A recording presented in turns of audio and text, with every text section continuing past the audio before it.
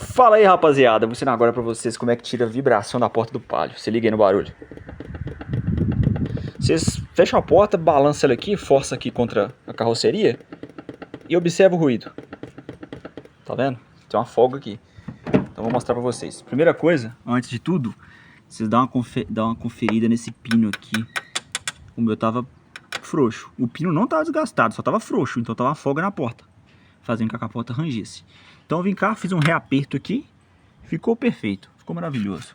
Só que ainda tá com problema, que tá com essa folga, então você vai vir com a chave Allen aqui, no caso tô com uma 5, hein. Aqui é Allen mesmo, né, é da Allen, não é Torx não.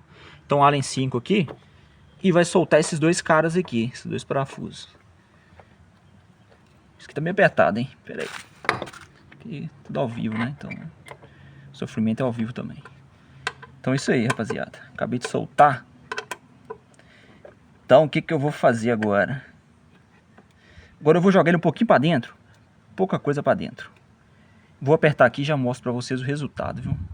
Bom, pessoal, reaperto feito aqui, reajustei a batente aqui, né? Joguei pouquinha coisa para dentro. Não é para poeira não, que aqui eu pego estrada de terra, então fica isso aí. Enfim, joguei um pouquinho para dentro. Vocês podem ver a marca do batente aqui, ó. Foram milímetros mesmo, né? Para dentro. Só que esse pouquinho que eu ajustei para dentro já vai fazer com que a porta não fique vibrando. Então vai acabar aquele ruído. Vou mostrar pra vocês aqui. Aí, ó, tá fechando bonitinho aqui. Tá fechando igual um reloginho. Aí, forçando aqui agora, sem barulho. Então, resolvi o problema dessa porta. Então é isso aí.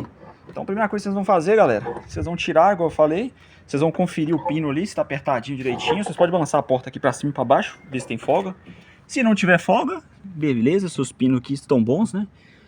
Aí vocês podem vir nesse cara aqui, que certeza que o problema vai estar aqui.